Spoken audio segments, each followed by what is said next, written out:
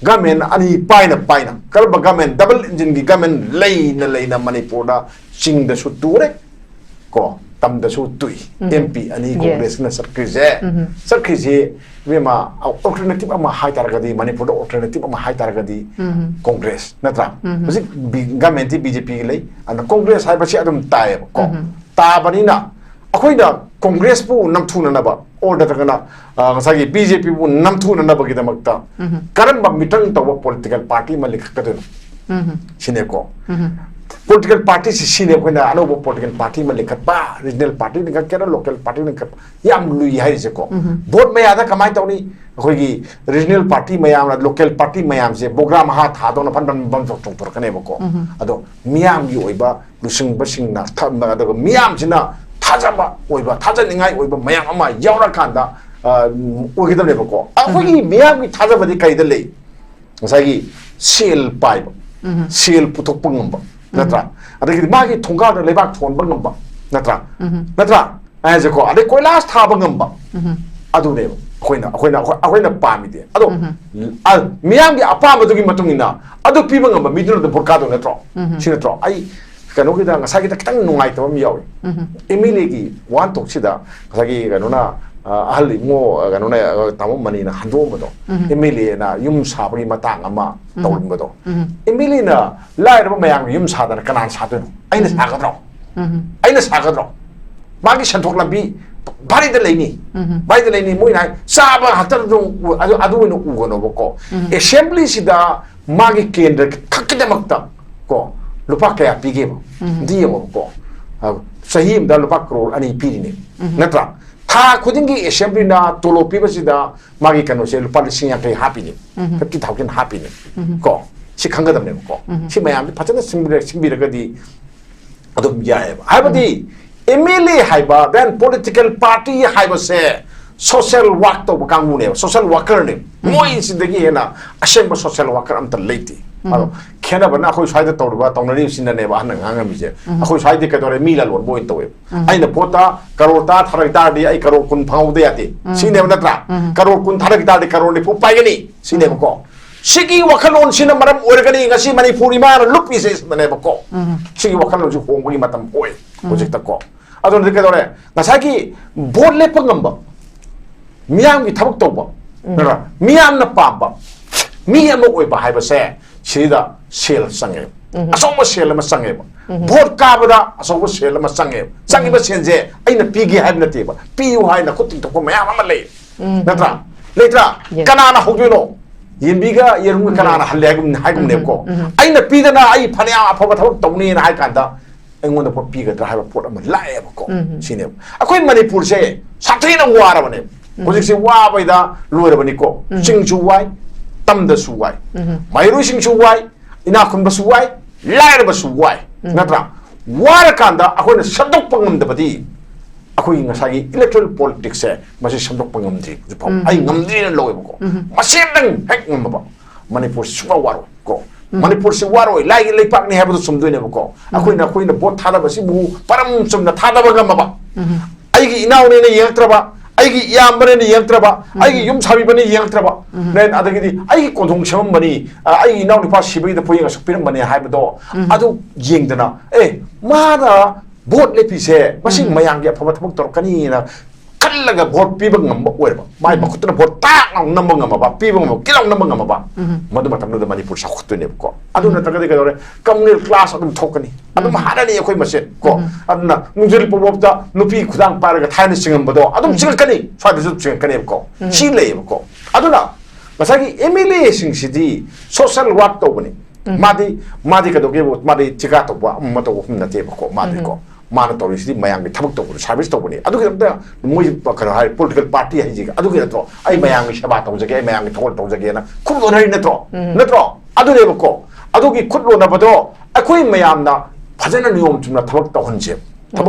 ko lupa am ta lawda na thadagi ba mi amana sen chakhala ga di sahi pha de da ma bu tangbal de sing thaba khoi ngamoi to ngamgani da ji adu ngamba ya ba yam le de ko jikte si khoi ga khumyang khangmin na ga dam ne ba sini aduna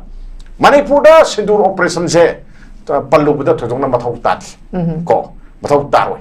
then atopa mana wa ngang ba prime minister na adagi laga yam ngang ba hiba do ko sai da ngang ba da taroi kai no har ka da hindi khangde sumja je ma na ngang do dum chap ngang ni do mayam da kuba khuye na khuram gani na tra adagi sai da prime minister da ngang ba mi sing du ma na wa ngang ba phajama wa du asagi hindi ai ba no pa am na tawraga phajana handok piraga mi am da tahal ga di adu phaba adu prime minister na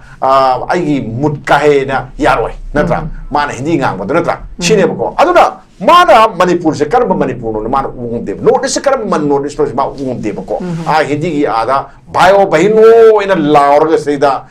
koi gi bharat mata ki jai ina laur ga pot pi bodo ko Manipur de piroi ko piroi aduna akhoi sa de ke dore ngasa gi eng sa aham da haje bodo ko ai gi yum sa na ba laiba gari ma hera ma pa do adune na maru ko mangon de gi sine ko aduna party gi kano da la kan da akhoi se yamna Ujikti kadoge thak yamna handaba lei aduga den ngasagi da habi leiba congress na toromba congress si mayamna khanbirang mani matam sange moina parmi sika photo mayam na tormi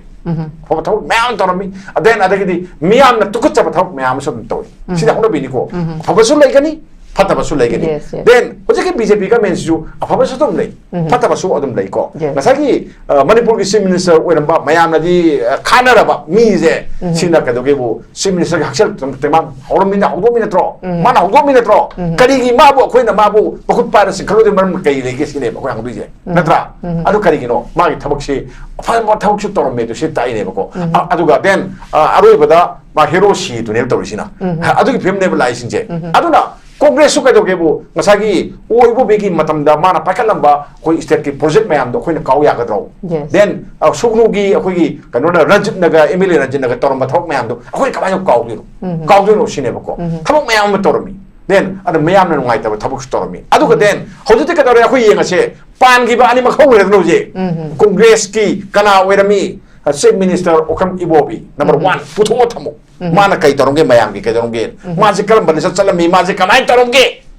putho thamo then sona kada BJP par gi ban pa putho thanamo thamo ari si thadar ga yengo kalam bana moda kana na hena thabak to bung tarongge hete adum yengna ra khangne bo ma sen chaida bana tabada miya na kana na nu siram kada ge do yengbiyo ba ko chine ba ko ala hogre bani si yengbiyo ba aduna akoina congress po mirai ba yaroi then adagi then BJP chu khoina mirai ba yaroi adi ka to gibo mapangal yamna leiba kangbu ni mapangal leiba kangbu je ani si party ani si nation party ani si oe ba ko then saida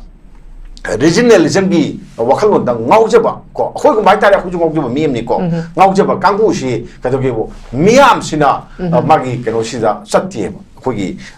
regional gi ba khum sida satye ba ko bi ba ngamba then adagi gari to bangamba masa thaba hapangamba minung si saw bakamu umlei do mugi ya ka yenga chatle ba ko regional party de dum ba thoro haiba ya de ba ko khoi jo dum haige ba ko khoi sida haige regional party sida anoba sajau pai ba sen pai ba people na hai ba mayam do bi ba ngamba ya kai tang to no ne kamen pai ngam da bi yenge thegai na halu ne sen pai ba mayam khalaga thegai na han bi yenge ba ko ado thabak su tawon je ba ko then sungba mayam ma pathau ta ba mayam do adu su phajana tawon je ba ko adu ka di ya ba adu ka dore sen kha pai ni vote liming bo ya kani vote liming ka da kana lek pa da ge ha ka da adu mu ani dun chet chat le ba ko sine ba adu na akhoi na masi matang da BJP na ta na Congress na kamai to ba na khoi na ne matam wani hojik ko aduna ne ai sa am hajabada aina wanga ga mina no ingani haido aduna ne ba ko akhoi amada phai amana phate jo hairoi then party is still phamak tani party ki policy program le phajawak tani ko hojik su hojik BJP gi da ngasai hoi sa ta da thabi gi joni ko prime minister Narendra Modi ji prime minister win legadra leroidra hangi ko legadra leroidra na natro kai no hakanda nang na shebul lo ni akhoi RSS ni yabani natro sahi si kamai to ge bo sahi hopfuga manga surgadi humdra manga surgadi akhoi pothana ra se nang na sebal lo ni aduna maram oiraga al meam mami tai mapi tar to khabre chakram natro ado nang ju stang so to sai phare nang ju potharo ko ju pothara ge haibade natra nang na sebal lo ni nang asa lo haibade ado bo kana ko bakhara de dum hai ne ko BJP ga RSS ka je amana political party ni amadi political party nate natra political party se asina kamai tore man loba decision number legani RSS na loba decision number legani RSS na piri ba lori ba decision khudi maksing se BJP na long ni hapas late ba ko handak nuai ni na sai thamjaram poine oza hemanta da lakjage oza hemanta nakalamarom da ekhigi congress ta chahi taraga manga lishang sitna palaba matung BJP se 2017 da gi hore 2020-22 की अनिरक सुबह tenure सिदगी अखोगी मे की मैते cookie conflict से ओजा हावे मसिदा हारिबा मैते cookie की conflict से थोअमद्र होजा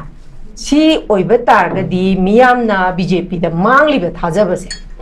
मसी conflict से थोअमद्रगदी हाबदी अहामबगी दसु first term लोइरगा अनिरक सुबह term दसु people mandate दा मियामना यारगा election से माइ पागा majority फंगगा अनिरक सुबह term से पाइरिने अदुई बतारगदी मे 2023 की मैते कुकी की कॉन्फ्लिक्ट से तसेंग मंगमसी सुम थोकलम बतारगदी मियामना BJP दा थमलिब थाजबसे ओजा अदुम मसी मांगदना लेरमगद्रा नत्रगा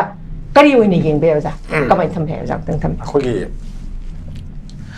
पार्टी अमा हाइतारे को BJP सु पार्टी नि नेशनल पार्टी नि मंगोना थाजबा थंबा नत्रगना मांगबा हाइबसी माना मियाम गी दमक्ता तौरिबा थबक मयाम सिंग दो अदुना अदुम अदुगी मतुंग इंगने हाइताय को अदुना हौजिक्ति ममांगदा तौरंबा मयाम अमा तौरिब्रा तौदब्रा हाइबो खंगदबा मयाम अमा यावरे हौजिक्ति को सिनी याम लुरदि कोइने इंग्लिश सिनी अखोगी मयाम पुनम त नेनर येंगसेबो को अखोगी मणिपुरदा भोट पिनरमसी कमायना भोट पि सिस्टम अमा लेरमगे जे अखोय जिंग नेनबा यायो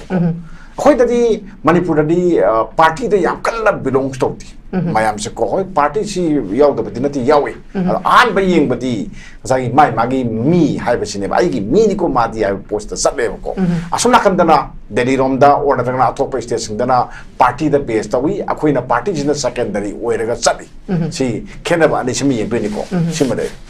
अदुना जागी सिंगदना कमाई तवी पार्टी द मु येंगदबा मोगी सुना हाइबा कांगु देन अदगी दि खुलाई बाइबा कांगु ना हाइ बाइना अदोम द मोगी सासिंग इनाउसिंग ना हाइगिबा मयाम दुदा मोय तो वथब पुदो चप्पा सुमाइना लई अदुना मणिपुर की भोट से इतम तबंगम दि हौजकसु को सिंगदा कमाई तरकदा गेदो हाइबंगम दि असिनि अखोने लईसी हाइबदी जागी सिंगदा लईसी सौरागना होय 20 सीट कुंबनी को लईसी नत्रा 20 सीट सी करम माइकैदा लाक्तोइनो से BJP ना फनयाम ना फबा थबक तोरगसु को और कांग्रेस ना फनयाम ना फबा थबक तोरगसु मोगी लिसट अमा लईबो को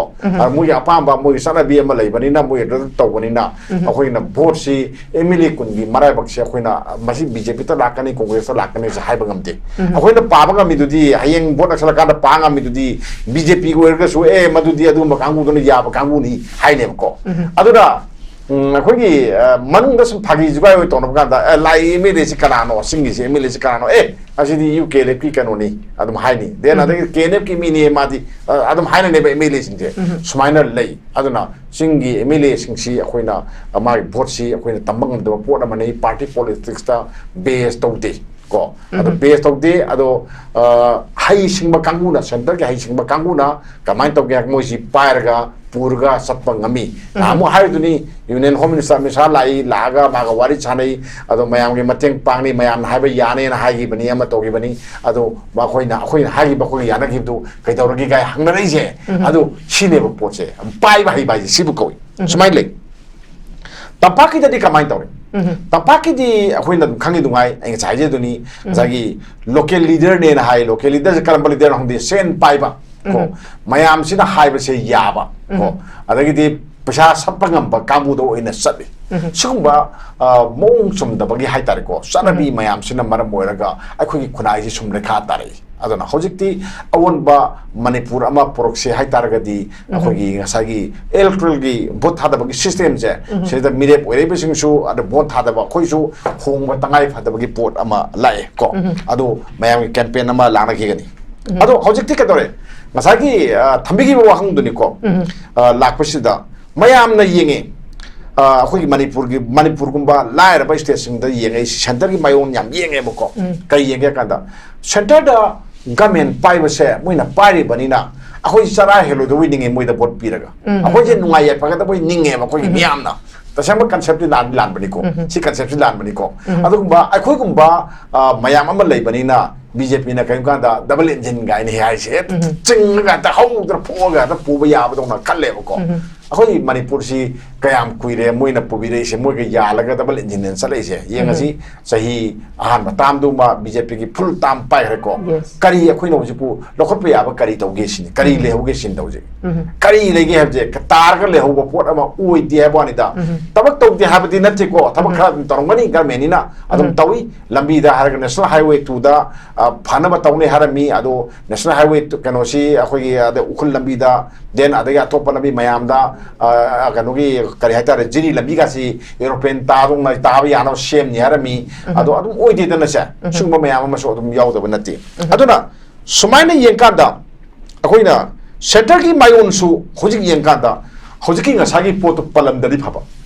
ꯍꯧꯖꯤꯛ ꯑꯃ ꯊꯣꯛꯏꯁꯦ ꯉꯁꯥꯏꯒꯤ ꯂꯩꯔꯝꯗ꯭ꯔꯒꯗꯤ ꯃꯣꯏꯅ ꯑꯣꯏꯗꯕ ꯉꯥꯡꯕ ꯈꯔ ꯑꯃ ꯇꯧꯕ kharaje sida khoi adum khara adum phane na lobu yai ba ko khoi gi film se habadi ngasai achau irang ama thoki report ma leira bani na thoki bo oi taragadi adu gi photo manil khara khoi adum lei na khoi lobu yai yai ko adu gi dudi ngasai gi lei budu adu na ta ba pot ama hojik ti issue ma sakre khoi loi khang ek ma pon ma issue ma sakre chali ba issue se akhoi si hingadra akhoi si lei hidra haiba pot ama shigadra hingadra haiba pot ama akhoi si la ya ba ko si la question ne akhoi na yamna luba tan pham ma akhoi no hojik uri se aduna si yen kanda BJP ki aruba tan pham ma project se mayok ne haiba tai ma BJP ki aruba tan pham ma se kaino center da BJP na lenga pair ga su ko center ji pan ba yarak te hojik na ya amna center ki BJP ji pan ba yati prime minister pan ba yati hojik ta ko union home minister pan ba yati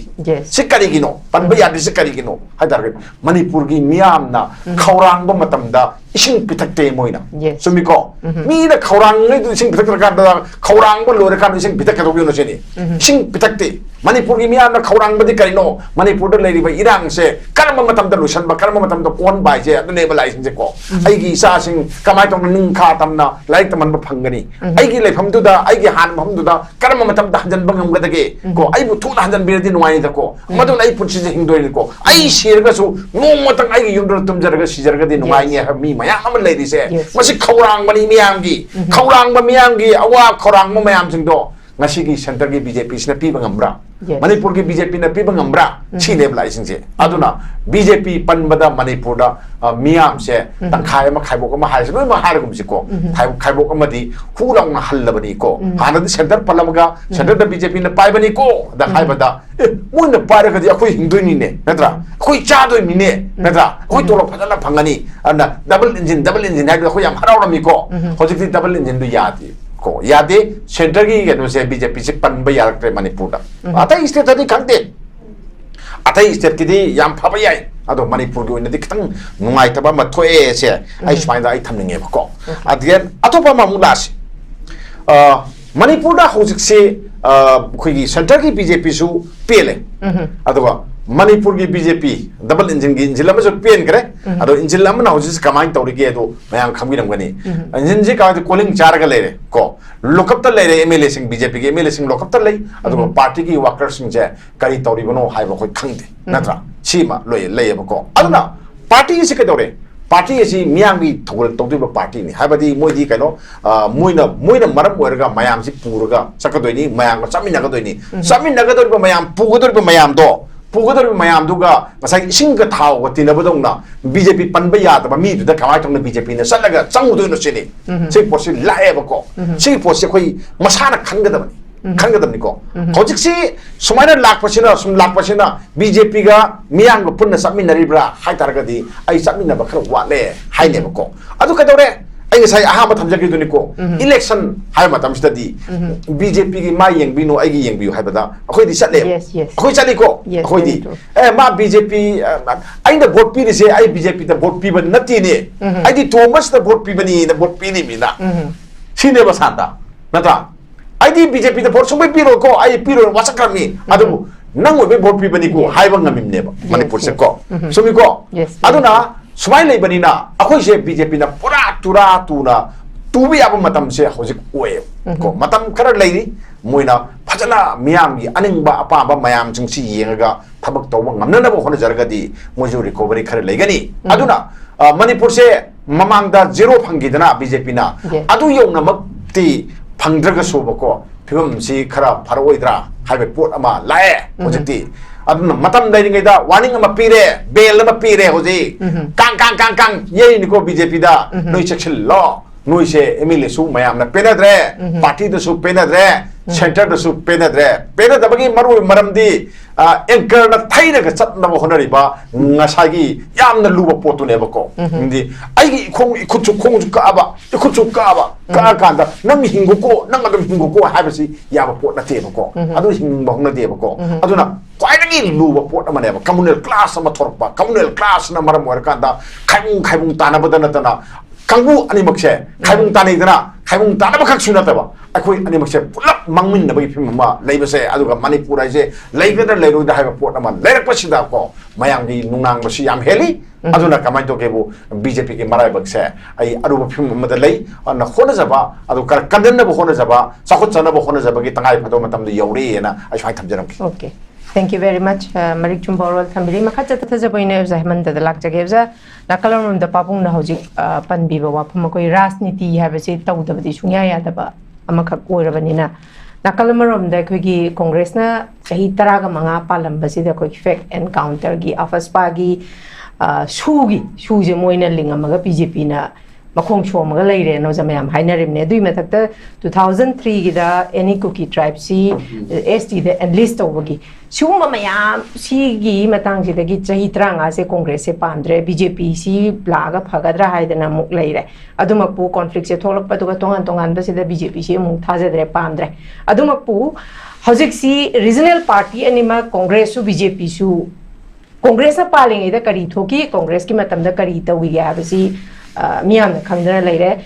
Congress na Muhai. Akwigi Asway Basi, Swera Meharagadi, Sway Baduda have the Sarkar Pan basic continuous process Nina BJP no Semdok Pakarika, Shoy they have the Tin Bagimota and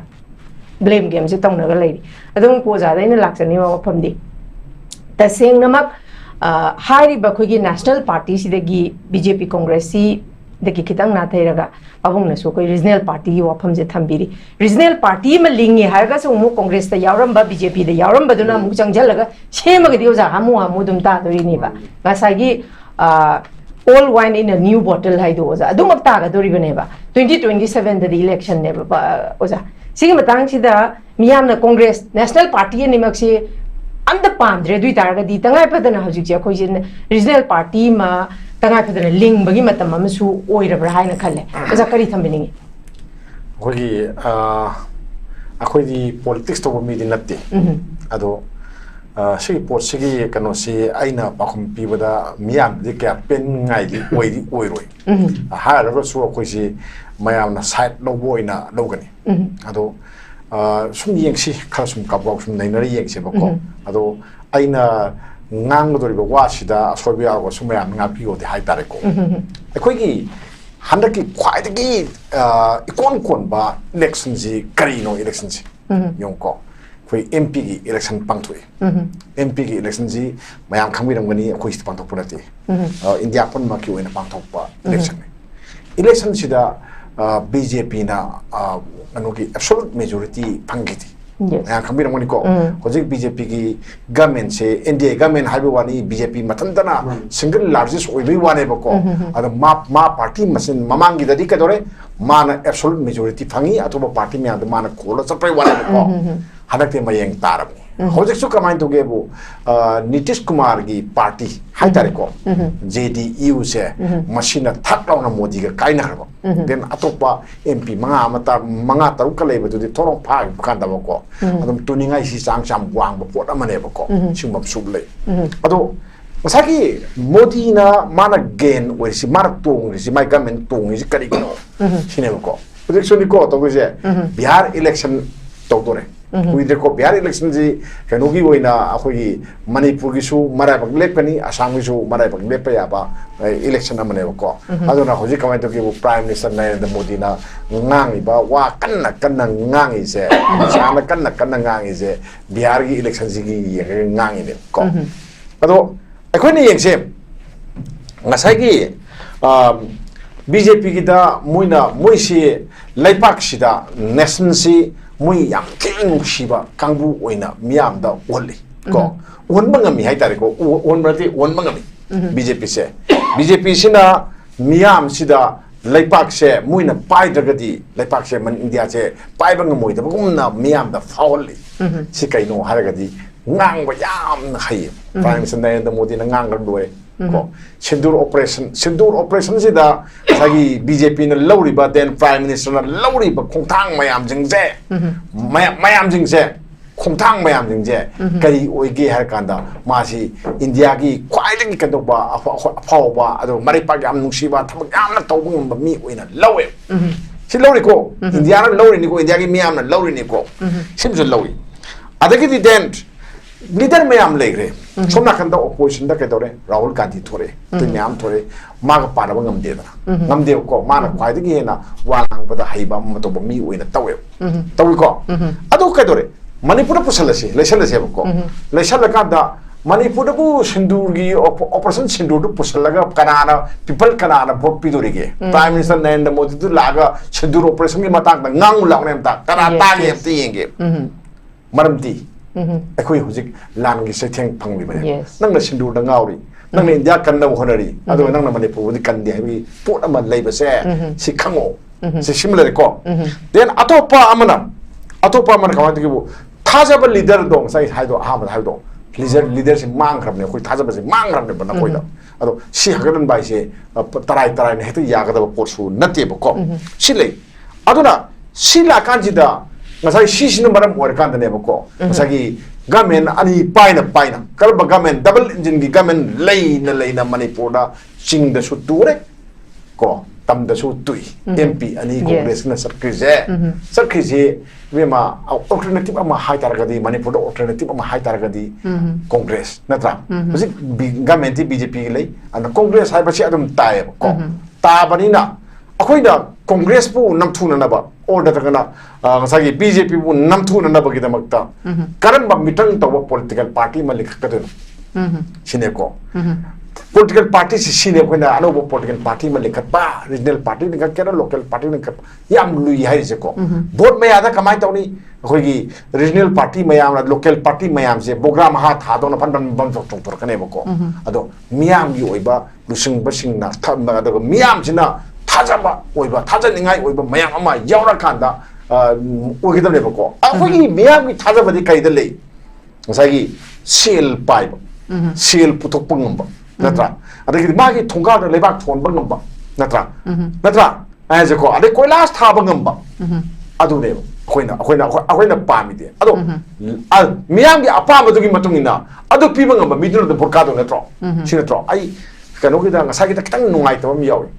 emile gi wan tok sida ngasagi kano na ahli mo kano na tamo mani na hando mo do emile na yum sa bagi matang ama tawin mo do emile na lai ro mayang yum sa da kanan sa do aina sa gadro magi santhok lambi bari da leini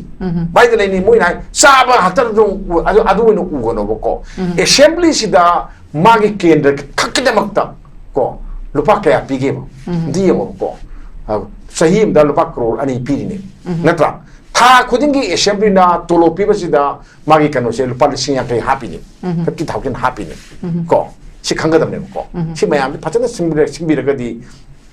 adum yae haibadi MLA haiba then political party haiba se social work to kangu ne social worker ne moi sindagi hena asem social worker am ta leiti ado khena bana khoi saida tawba tawnari sinna ne ba hana nganga mi je khoi saida ka dore mila lon boin tawe aina pota karota tharai ta di ai karor kun phau de ati sine na tra karor kun tharai ta di karor ni pu pai gani sine ko sigi wakalon sina maram organi ngasi Manipuri ma lupi se ne ba ko sigi wakalon ju hongwi matam oi project ta ko ado ne ka dore ngasagi board le pangamba miyam gi thabak tawba nara miyam na pamba miyam oi ba hai ba se sida sel sange asong sel ma sange vote ka bada asong sel ma sange ba senje aina pigi hai na te ba piu hai na kuting to ko miyam ma le natra letra kanana hogino yimbiga yerum kanana hallegum haigum ne ko aina pidana ai phania aphaba thawak tawni na hai kanda engona po piga dra hai ba pot ama lae ba ko sine akoi Manipur se sathina wara bane hojik se wa bai da loira bani ko singchu wai tamda su wai mairu singchu wai ina khun ba su wai laira ba su wai natra 와라칸다 아코이나 선독방음다바디 아코이 나사기 일렉트럴 폴리틱스에 마치 선독방음지 주포 아이 넘지는 로에보고 마시랑 핵 넘어봐 마니푸르 수가 와로 고 마니푸르 시 와로 라이 레이팍니 해버도 숨도네보고 아코이나 보 타다바시 무 빠람 좀나 타다바가 마봐 아이기 이나오네네 예약들어봐 아이기 이암번에는 예약들어봐 아이기 юм사비번에 예약들어봐 nên 아들기디 아이기 고동체험번이 아이기 이나오니 파 시비다 보이가 속비는번에 하이버도 아주 예행드나 에 마다 보트 레피세 마싱 마양게 파바 타복 도록가니나 칼라가 보트 비방 넘버 오에바 마이 바쿠트나 보트 딱 넘버 넘어봐 비방 넘버 kilong 넘버 넘어봐 모두 마탐도 많이 불사 쿠트네고 아두나 타가데 가도래 커뮤니티 클래스 아두 토크니 아두 하나니 거의 마신 고 아두나 문제를 뽑았다 누피 구당 빠르가 타는 시간 보도 아두 지금까지 사드서 지금까지 고 실레 고 아두나 마사기 에밀레이싱 시디 소셜 워크 도보니 마디 가도게 마디 지가 도봐 뭐도 없는데 고 마디 고 माना तौरीसी मयांगी थबक तौबुर service तौबुनी अदुगिदमदा मोइ कनो हाय political party हाइजिगा अदुगिदतो आई मयांगी सेवा तौजगे आई मयांगी थोल तौजगेना खुदलोनरि नत्रो अदुनेबको अदुगी खुदलोनबदो अखोइ मयामना फजना नियम चुमना थबक तौहनजेबको लुपा अमता लौदना थादागिबा मी अमना सेन चाखलागदी सही फादेगदा माबु तांगल देसिंग थबा खोइ ngमोइत्रो ngमगनिदा जिगा ngamba याबा याम लेरे कोजिक्ते सी अखोइ के अखुम्याम खंगमिनगदबनेबा सिनी अदुना मणिपुर सिंदूर ऑपरेशन से पल्लुबद थोजोंना मथौ ताथि को मथौ तारोय देन अतोपा मना वा ngang प्राइम मिनिस्टर ना आदगी लागा याम ngang हाइबदो कोइ स्वाइदा ngang बद तारोय कहिनो हरकादा हिंदी खंगदे सुमजाजे माना ngang इदो दम चपा ngang इदो मयामना खुबा खुयेना खुरम गनि नत्रा अदगी स्वाइदा प्राइम मिनिस्टर ना ngang इबा मीसिंदु माना वा ngang इबा फजमा वादु जागी हिंदी हाइबा नुपा आमना तौरगा फजना हंदोक पिरगा मियाम द ताहलगदि अदुसु फबा अदुसु प्राइम मिनिस्टर ना आइगी मुद काहेना यारोय नत्रा माना हिंदी ngang बद नत्रा सिनेबको अदुना माना मणिपुर से करब मणिपुर नो माना उंगदेब नॉर्थ ईस्ट करब मन नॉर्थ ईस्ट मा उंगदेबको आ हिंदी की आदा भायो बहिनो इन लावरगा सेदा कोइगी भारत माता की जय इन लावरगा भोट पिबदो अखोइ मणिपुर दि पिरोय को पिरोय अदुना अखोइ सादि केदोरे ngसागी engसा हाम हाजेबदो को आइगी युम सानबा लेबा गारी मा हेरम पादो अदुनेना मरुवे मंगोंदगी सिनेबको अदुना पार्टी की कनोदा लाकांदा अखोइ से यामना उजिक्ति कदोगे थाक यामना हंदब लई अदुगा देन ngसागीदा हाबिरेबा कांग्रेस ना तोरमबा कांग्रेस से मयामना खंबिरमनी मतम सांगे मोयना पारमिसिको पथौ मयामना तोरमि पथौ मयाम तोरमि देन अदगिदी मियामना तुकुचब थौ मयाम सम तोय सिदा होनो बिनिको फबसु लैगनी फतबसु लैगनी देन होजके बीजेपी का मेन्सजु अफबसु तम लै फतबसु अदम लैको ngसागी मणिपुर की चीफ मिनिस्टर ओरमबा मयामनादी खानरबा मीजे सिना कदोगेबु चीफ मिनिस्टर की हक्सल तमा हौरमिना हौदोमिनत्रो माना हौदोमिनत्रो करिगी माबु अखोइना माबु बखुत पारसि खलोदे मरम कई लेगे सिने बखो हांगदुजे नत्रा अदु करिगिनो मागी थबकसि अफबा थबकसु तोरमे तो सि ताइनेबको अदुगा देन अरोइबदा मा हिरोशी तुने तोरिसिना अदुगी फेमनेबल लाइसिंजे अदुना कांग्रेस कदोगेबु ngसागी ओइबो बेगी मतमदा माना पाकलंबा कोई स्टेट की प्रोजेक्ट मयाम दो खोइना काउ यागद्रो देन सुगनुगी अखोगी कनोना रंजित नगा एमएलए रंजित नगा तोरम थोक मयाम दो अखोइ कबायो काउगिरो सिनेबको थबक मयाम तोरमी देन अद मयाम न नुगाइतबा थबक तोरमी अदुगा देन होजते कदोरे अखोइ येंगसे पानगिबा अनि मखौ रेदनोजे कांग्रेस की कना ओइरमी चीफ मिनिस्टर ओकम इबोबी नंबर 1 पुथो थमो माना कई तरोंगे मयांगी कई तरोंगे माजे करम बने चलमी माजे कनाई तरोंगे पुथो थमो देन सोना कदा बीजेपी पार्टी बन पाद पुथो थनमो थमो अरिसि थादरगा येंगो करम बना मोदा कनान हेना थबक तोबंगे तरोंगे हेते अदम येंगनर खंगने बो मसेन चाहिदा बन तबदा मियाना कनान हे नुसिरम गदगे दो येंगबियोबको सिनेबको अला होग्रब अनिसि येंगबियोबा अदुना अखोइना कांग्रेस पो मिराइबा यारोय देन अदगी देन बीजेपी चो खोइना मिराइबा यारोय हदि कदोगेबो मपांगल यामना लैबा कांगबुनी मपांगल लैबा कांगबुजे अनिसि पार्टी अनिसि नेशन पार्टी अनिसि ओएबको देन सैदा रीजनलिज्म की वखललोन दा ngawjaba ko khoi ko mai tare khu ngawjaba miem ni ko ngawjaba kangbu si kadogebo miam sina magi keno sida satye khoi regional ki wakhum sida satye ko pibangamba then adagi gari to bangamba masa thaba hapangamba minungsi sawba kangbu umlei do mogi ya ka yenga chatleba ko regional party de dum ba thoro haiba yadi ba ko khoi jo dum haige ba ko khoi sida haige regional party sida anoba Sejauh paiba, sen paiba, people na hai ba mayam do, pi ba ngam ba ya kai kitang tulong ne. Gamen pai ngam da bring game. Tegai na halu ne. Sen paiba mayam khalaga tegai na han bring je ba ko. Ado thabak su tawon je ba ko. Then sungba mayam ma pathau taw mayam do. Ado su phajana tawon je ba ko. Ado ka di ya ba. Ado ka dore sen kha pai ni vote liming bo ya kani vote liming ka da kana lek pa da ge ha ka da. Ado mu ani dun chet chat le ba ko. Sine ba. Ado na akhoi na masing matang da BJP na ta na Congress na kamai tawba na khoi na nenam matam wani. Ko aduna ne ai ngai am hajabada aina wanganga mina nungani haido aduna ne ko khoi amada phai amana phate jo hairoi then party is still phamak tani party ki policy program loi phajawak tani ko hojik su hojik BJP ki da ngasai hoi sata da thabiri joni ko prime minister Narendra Modi ji prime minister win legadra leroidra hangi ko legadra leroidra na natro kai no hakanda nangna sebal lo ni khoi RSS ni yabani natro sahi si kamai to gebo sahi hopfuga manga surgadi humdra manga surgadi khoi pothana ra se nangna sebal lo ni aduna maram oiraga al myam mami tai mapi tar to khabri chakra natro ado nangju stang so to swai phare nangju potharo khoi pothara ge haibade natra nangna sebal lo ni nanga asalo haibade adu kana ko bakhara de dum hai ne ko BJP ga RSS ka je amana political party ni amadi political party natte natra political party se